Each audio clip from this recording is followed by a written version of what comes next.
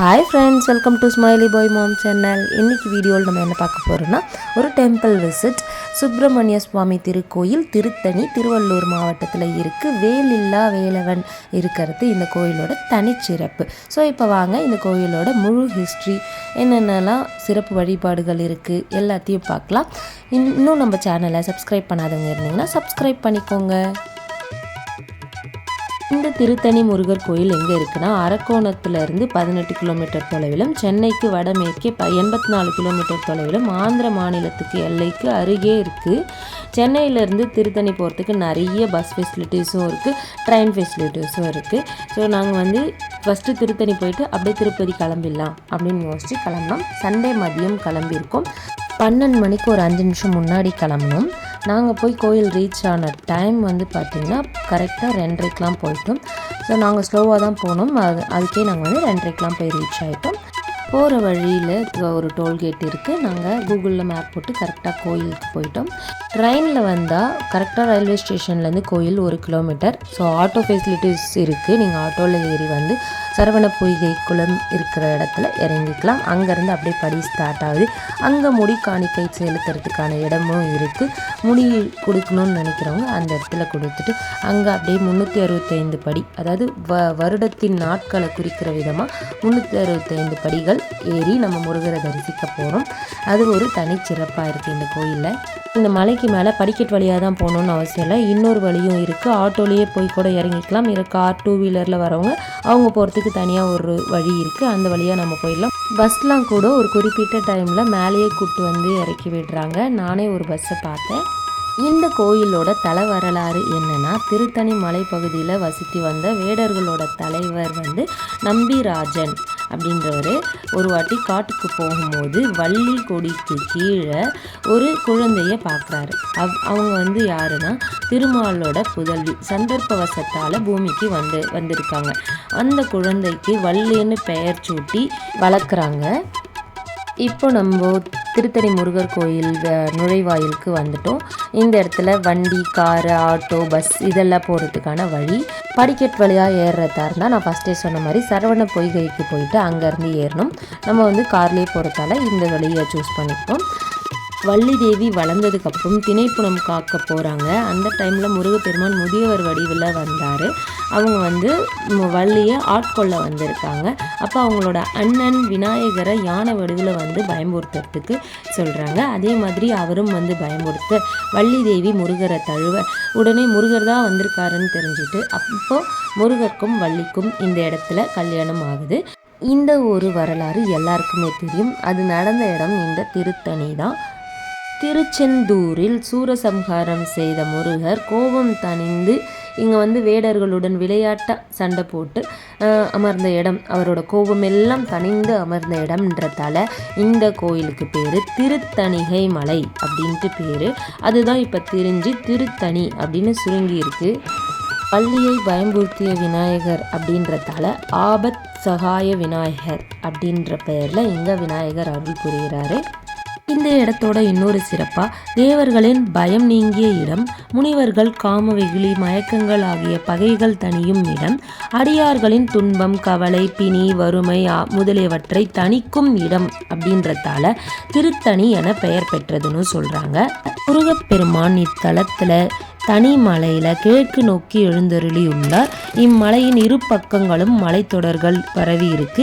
வடக்கே உள்ள மலை வெண்மையாக இருப்பதால் பச்சரிசி மலை அப்படின்ட்டும், தெற்கே உள்ள மலை கருப்பு நிறமாக இருக்கிறதால புண்ணாக்கு மலை அப்படின்னும் அழைக்கிறாங்க.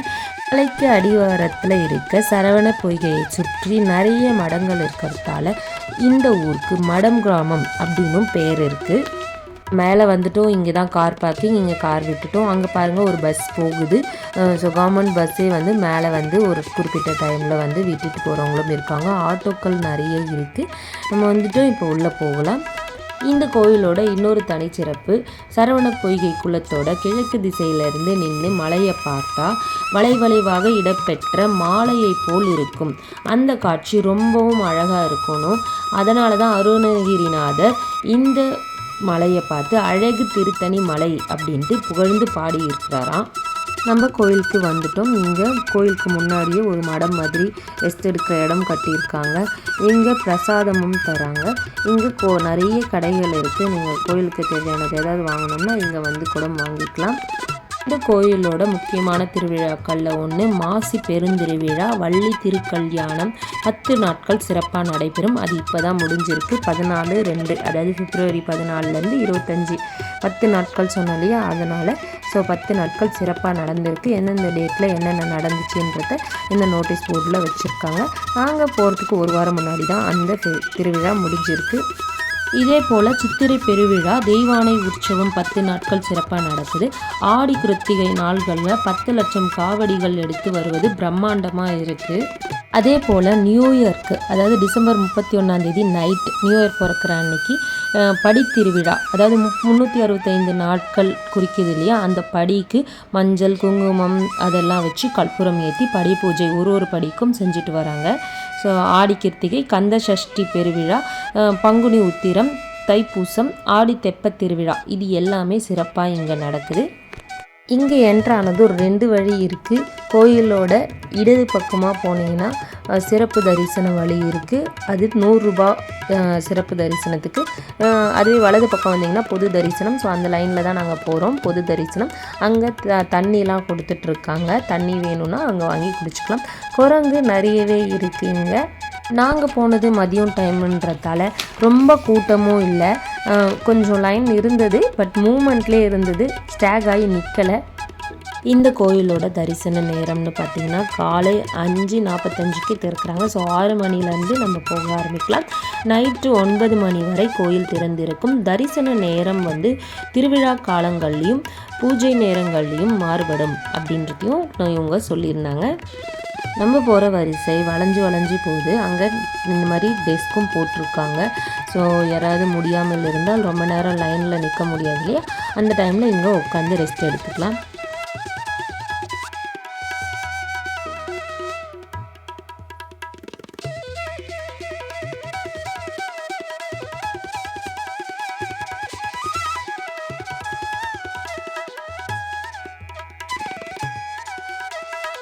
ஒரு வழியாக வெளியெல்லாம் சுற்றி கோயிலுக்குள்ளே இப்போ தான் நுழைஞ்சிருக்கோம்.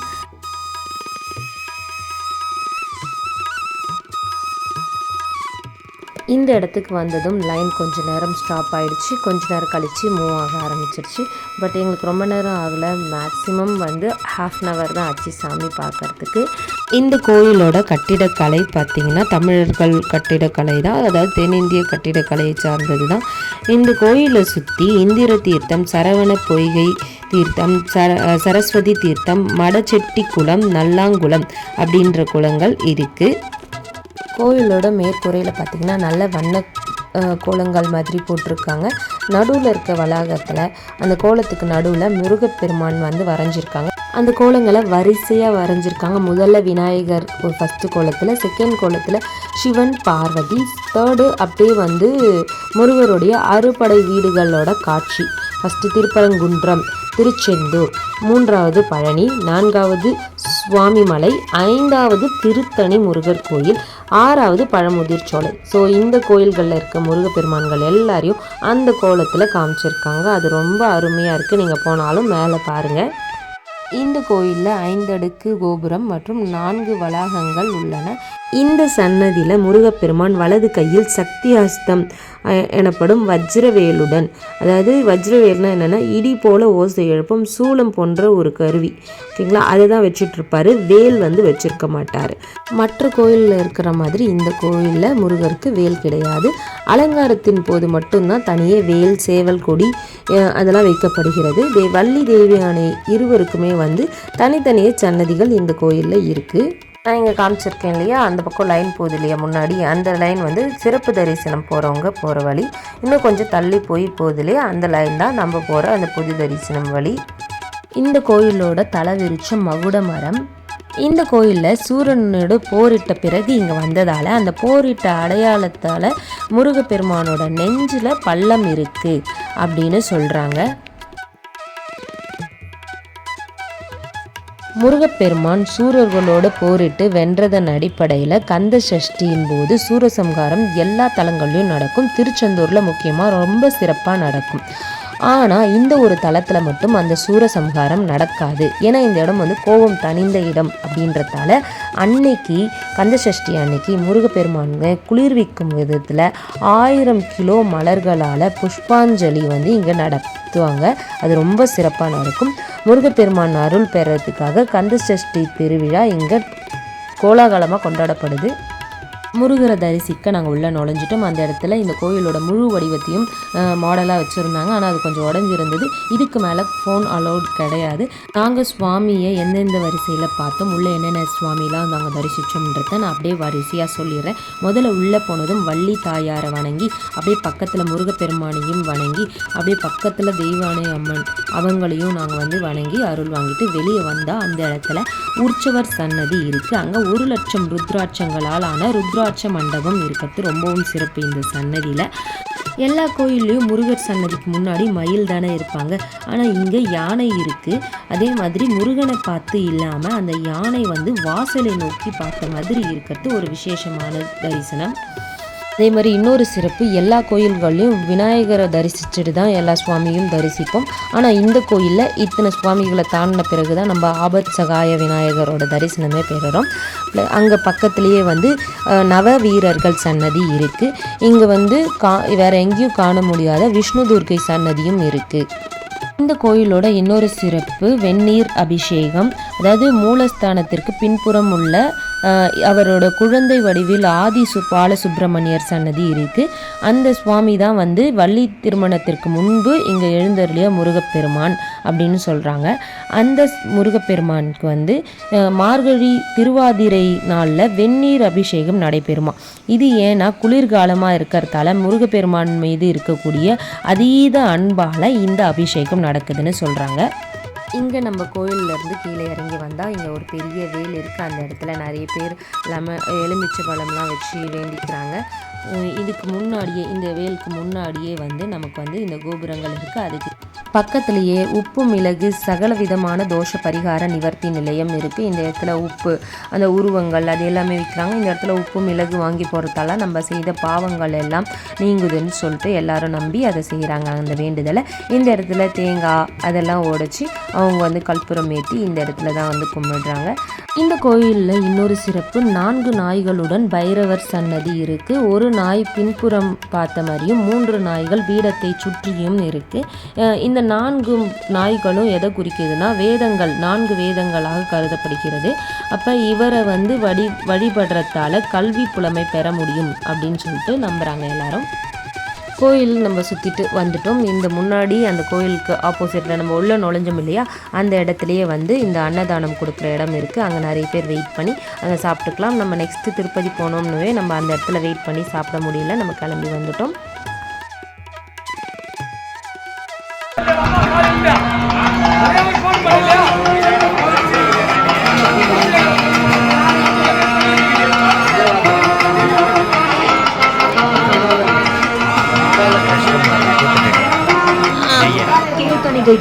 அவளை கொடுத்துட்டு போறேங்க. சுப்பிரமணிய சுவாமி திருக்கோவில் முருகனின் அறுபடை வீடுகளில் 5வது படைப்புதான்.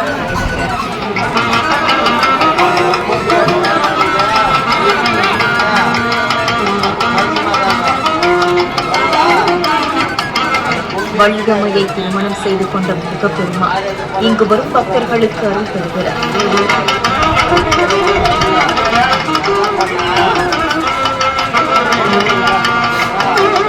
மலை உச்சியை அடைந்ததும் கிழக்கு பிரகாரத்தில் உள்ள கொடிக்கம்ப விநாயகரையும் 5வது யானையையும் தரிசித்து கொண்டு தெற்கில் உள்ள இந்திரநீல சுமையை தரிசித்துவிட்டு பின் கோவிலின் உள்ளே சென்று ஆபத்சகாய விநாயகரையும் அருகில் உள்ள வீரபாகு முதலிய நவ வீரர்களையும் குமாரலிங்கேஸ்வரரையும் வணங்க வேண்டும்.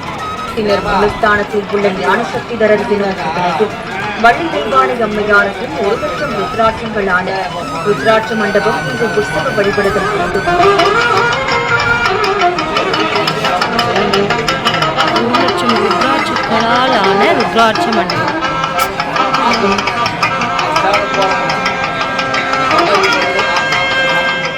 அங்கே இருக்க அந்த பெரிய ஸ்க்ரீனில் வந்து அந்த கோயிலோட அமைப்பு எல்லாமே ஓடிட்டு இருந்தது. அதை தான் எடுத்து காமிச்சேன். சரி முருகரை காட்ட முடியல, அது வழியாக வச்சு காட்டுவோன்ட்டு அதை எடுத்து போட்டிருந்தேன். இது வந்து பார்த்திங்கன்னா மேற்கு கோபுரம். இப்போ வந்து குழந்தைங்களோட 1 வயசுக்குள்ளே இருக்க குழந்தைங்களை கூப்பிட்டு வரவங்க கூட்டத்தில் வந்து கஷ்டப்பட வேண்டாம். இங்கே இருக்க அலுவலகத்தை வந்து நீங்கள் வந்து போய் பார்த்தீங்கன்னா அவங்க வந்து குழந்தை வச்சுருக்கவங்களுக்கு தனியாக இந்த மேற்கு கோபுரம் வழியாக கூட்டிகிட்டு போவாங்களாம். யாராவது 1 வயசுக்குள்ளே குழந்தைய தூக்கிட்டு வந்தீங்கன்னா கஷ்டப்பட்டு லைனில் போக வேண்டாம், இந்த பக்கம் யூஸ் பண்ணிக்கோங்க. கோயிலெல்லாம் சுற்றி வந்துட்டு அங்கே பிரசாதம் தந்தாங்க. அதை வாங்கிட்டு அந்த ஓய்வு மண்டபம் சொன்னாலே அந்த இடத்துல அங்கே அதை வாங்கி அங்கே ரிலாக்ஸாக உட்காந்து சாப்பிட்டுட்டு அங்கே கை கழுவுறதுக்குலாம் இடம் இருந்துச்சு. கை கழுவிட்டு இங்கே கண்டிப்பாக வந்து எல்லா இடத்துலையும் ரெஸ்ட் ரூம் ஃபெசிலிட்டிஸ் இருக்குது. ஸோ வரவங்க கஷ்டப்பட வேண்டாம். இங்கே வந்தால் நல்ல அமைதியான சூழ்நிலை, மழைன்றதால நல்ல காற்று, சுத்தமான காற்று. மேலே இருந்து பார்க்கும்போது இந்த இயற்கையான சூழ்நிலைகள் எல்லாத்தையும் ரசிச்சுட்டு கடவுளோட அருளையும் வாங்கிட்டு நிம்மதியாக இங்கேருந்து நீங்கள் போகலாம். ஃப்ரெண்ட்ஸ், இந்த வீடியோவில் திருத்தணி முருகர் கோயில் பற்றி முழு விவரங்கள் சொல்லியிருக்கேன். இங்கேருந்து நாங்கள் இப்போ திருப்பதி கிளம்புறோம். இந்த வீடியோவில் நான் சொன்னதெல்லாம் உங்களுக்கு பிடிச்சிருந்துச்சுன்னா உங்கள் ஃப்ரெண்ட்ஸ் அண்ட் ரிலேட்டிவ்ஸ் கூட ஷேர் பண்ணிக்கோங்க. மறக்காமல் நம்ம சேனலை சப்ஸ்கிரைப் பண்ணிக்கோங்க. தேங்க்ஸ் ஃபார் வாட்சிங்.